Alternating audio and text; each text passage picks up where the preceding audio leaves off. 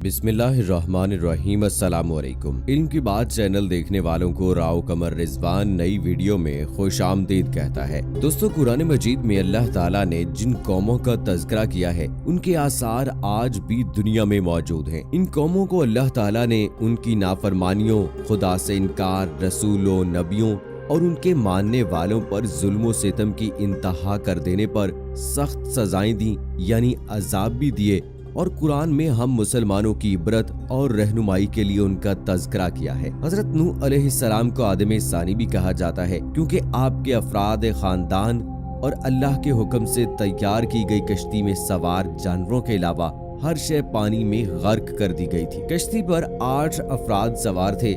हजरत नूह अलैहिस्सलाम, आपकी अहलिया, 3 बेटे और बहुएं, बाकी तमाम मुख्तलिफ इक़साम के जानवर की जोड़ियां थी। दोस्तों, आज की वीडियो में हम बात करेंगे हजरत नूह अलैहिस्सलाम की कश्ती के हवाले से कि आजकल वो कहां पर है, किस मुल्क में है, और इस हवाले से साइंसदानों ने अपनी तहकीकात में क्या बताया है। हजरत नूह अलैहिस्सलाम की कश्ती किस पहाड़ पर रुकी और वो पहाड़ किस मुल्क के किस शहर में है, इस हवाले से दोस्तों आज के वीडियो में आपको मुकम्मल डिटेल से बताएंगे। लेकिन उससे पहले आपसे गुजारिश है कि अगर आपने अभी तक हमारा चैनल इल्म की बात सब्सक्राइब नहीं किया है तो अभी सब्सक्राइब करें, साथ में बेल आइकॉन को जरूर प्रेस करें ताकि लेटेस्ट अपलोड होने वाली हमारी वीडियोस का नोटिफिकेशन आपको बर वक्त मिलता रहे। दोस्तों, नूह अलैहिस्सलाम का वाकया साबिका आसमानी किताबों तौरात, ज़बूर और इंजील में भी मिलता है। चीन के ईसाई मुबल्लिगीन और साइंसदानों की एक तहकीकाती टीम ने कई माह पर मुश्तमिल अपनी तहकीक के इख्तिताम का 2010 में ऐलान करते हुए दावा किया था कि उन्होंने हजरत नूह अलैहिस्सलाम की तारीखी कश्ती को तलाश कर लिया है। ये कश्ती मशरकी तुर्की में वाक़े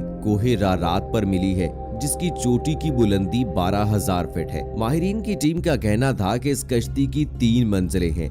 ये कश्ती कई मीटर बर्फ के नीचे दबी हुई है। गुज़श्ता 200 बरसों से 1 दर्जन से ज्यादा टीमें हजरत नूह अलैहिस्सलाम की कश्ती को तलाश कर रही थीं, जिसके बारे में कुरान पाक में आता है कि वो एक चोटी से टकराकर रुक गई थी। चीन के माहिरीन की इस रिपोर्ट को अमरीकी साइंसदानों ने मानने से इनकार किया है। उनका कहना है कि कश्ती की लकड़ी के नमूने जो फॉरेंसिक जांच के लिए भेजे गए थे इतने पुराने नहीं हैं कि इसके बारे में वसूख से कहा जा सके कि ये हजरत नूह अलैहिस्सलाम के दौर की कश्ती है। जबकि चीनी माहिरीन की टीम का दावा है कि वो 99.9% यकीन से कह सकते हैं कि ये वही कश्ती है जो हजरत नूह अलैहिस्सलाम ने 4800 साल पहले अल्लाह के हुक्म से बनाई थी। माहिरीन का कहना है कि इस कश्ती की 3 मंजिलें हैं और इसमें कई बड़े बड़े कमरे हैं। इन कमरों में लकड़ी के सतून हैं। अरब अखबारात ने भी इस ज़मन में सवाल उठाए थे कि क्या वाकई ये हजरत नूह अलैहिस्सलाम की कश्ती है।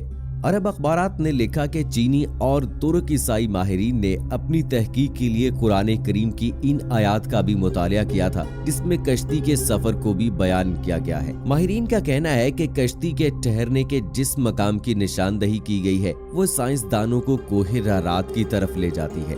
गुज़श्ता 20 बरसों में कई साइंसदानों ने कोहे अरारात का दौरा किया। इनमें से कुछ एक ने पहाड़ी पर बनी कश्ती की शक्ल की चट्टान को ही हजरत नूह की कश्ती करार दे दिया। लेकिन चीनी और तुर्क माहिरीन ने पहाड़ के इस बर्फीले मकाम पर तहकीकात की जहां दर्जा हरारत -60 डिग्री होता है और पहाड़ के जिस हिस्से में कश्ती की बाकियात दरियाफ्त हुई हैं वो इंतहाई ढलवान और खतरनाक है। रिपोर्ट के मुताबिक इस टीम ने 60 मुख्तलिफ मकामात से हजरत नूह अलैहिस्सलाम की कश्ती का मुशाहिदा किया। ये कश्ती कई जगहों से टूटी हुई है, ताहम मुकम्मल तबाह इसलिए नहीं हुई कि ये बर्फ की दबीज तह में दबी हुई है। कश्ती टूटी हुई होने की वजह से माहिरीन उसके अंदर दाखिल हो पाए। चीनी माहिर वेंग चेंग ने बाज़ाब्ता एक प्रेस कॉन्फ्रेंस मुनक्किद करके अपनी तहकीक से आगाह किया था। कश्ती का मुआयना करने वाले एक चीनी माहिर का कहना है कि कश्ती का हर कमरा 5 मीटर ऊंचा है। इसमें कोई भी जानवर आसानी से समा सकता था। चीनी माहिरीन ने रेडियो कार्बन टेक्नोलॉजी से कश्ती के टुकड़ों का मुशाहिदा किया और दावा किया है कि ये 4800 साल पुरानी है। कश्ती में कई संदूक भी मिले हैं, लेकिन चीनी माहिरीन इनको खोल नहीं पाए। माहिरीन एक मरतबा फिर जदीद आलात एक्सरे मशीनों के जरिए कोहे अरारात का तफसीली दौरा करने वाले हैं ताकि तमाम राजों से पर्दा हटाने के अलावा अमरीकी साइंसदानों के सवालात का जवाब दे सकें। हजरत नूह अलैहिस्सलाम की कश्ती की दरियाफ्त का दावा नया नहीं है। दूसरी जंग अजीम में लियोनार्ड नामी बरतानवी फौजी लड़ाई में हिस्सा लेने इराक गया था। लियोनार्ड को तारीख और आसार कदीमा में काफी दिलचस्पी थी, इसलिए उसने इराक के बाजारों से मुख्तलिफ आसार कदीमा की इशिया खरीदना और जमा करना शुरू की। जब वो चल बसा तो उसके बेटे साइमंस के हिस्से में ये इशिया आई। उसने ये इशिया बरतानिया के म्यूजियम के हवाले कर दी। ब्रिटिश म्यूजियम से वाबस्ता माहिर आसार कदीमा औरंग फिंकल ने इन इशिया का मुआयना किया। इसमें एक तख्ती भी है जिस पर कदीम अशूरी जुबान में कुछ लिखा था। सख्त मिट्टी से बनी इस तख्ती पर लिखी इबारत का जब उन्होंने तर्जमा किया तो वो हैरान रह गए। तख्ती पर दर्ज था, जब इंसानों के गुनाह बढ़ गए तो खुदा इनसे नाराज हो गया और फिर इनसे गुनाहगारों को पानी में डुबोने का फैसला किया। तब फरिश्तों ने वादी दजला और फरात में आबाद एक नेक इंसान यानी हजरत नूह अलैहिस्सलाम तक खुदा का ये पैगाम पहुंचाया कि वो कश्ती तैयार करें और इसमें नेक लोगों के अलावा तमाम जानदारों का एक एक जोड़ा भी सवार कर लें। इस तख्ती में कश्ती को इतना बड़ा बताया गया है कि वो फुटबॉल के एक स्टेडियम के बराबर थी। माहिरीन ने अंदाजा लगाया है कि ये तख्ती 4000 बरस पुरानी है, यानी हजरत ईसा अलैहिस्सलाम से 2000 बरस पहले की है। इस तरह तूफान नूह का एक और ठोस सबूत दुनिया के हाथ बहुत पहले ही लग चुका है। आमतौर पर मजहब खसूसन इस्लाम के मुनकरीन इन वाकयात को अफसानवी किस्से करार देते हैं। ये तमाम सबूत उनकी आंखें खोलने के लिए काफी हैं। इस तख्ती पर यह भी लिखा है कि नूह की कश्ती आजकल की कश्तियों की तरह लंबी नहीं थी, बैजवी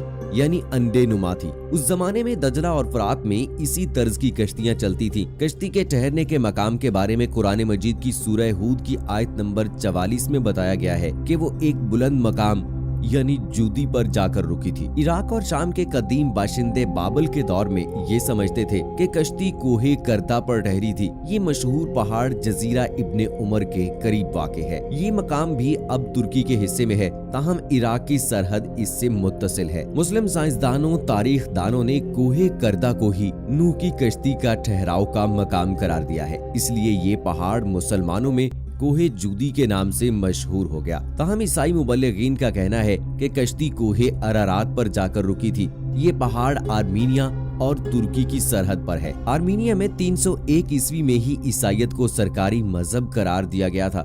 इसलिए कहा जाता है कि इस मुल्क की अहमियत बढ़ाने के लिए कोहे अरारात को नूह की कश्ती का मकाम करार दिया गया और अब साइंसदानों और माहिरीन ने इस कश्ती को इसी मकाम पर तलाश करने का दावा किया है। कोहे जूदी यानी कोहे करदा वादी दजला और फरात के करीब वाक़े है, जबकि कोहे अरारात इस वादी से कई 100 मील दूर है।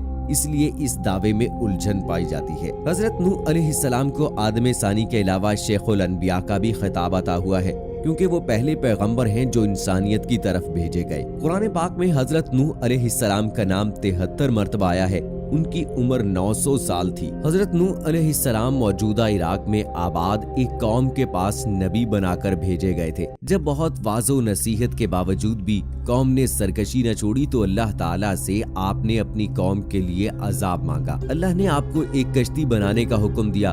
2 साल की मुद्दत में कश्ती तैयार हुई, जिसकी लंबाई 300 गज, चौड़ाई 50 गज और ऊंचाई 30 गज थी। जब अजाब आया तो आसमान से मुसलसल बारिश होने लगी और जमीन से चश्मे उबलने लगे।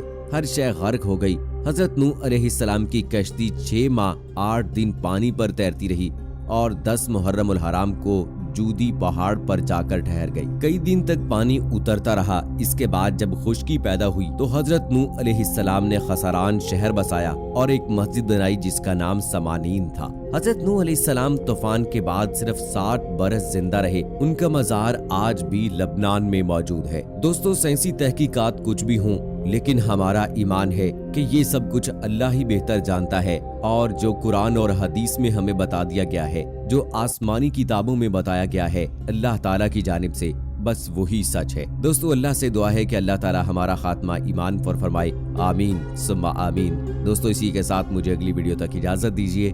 फी अमानिल्लाह।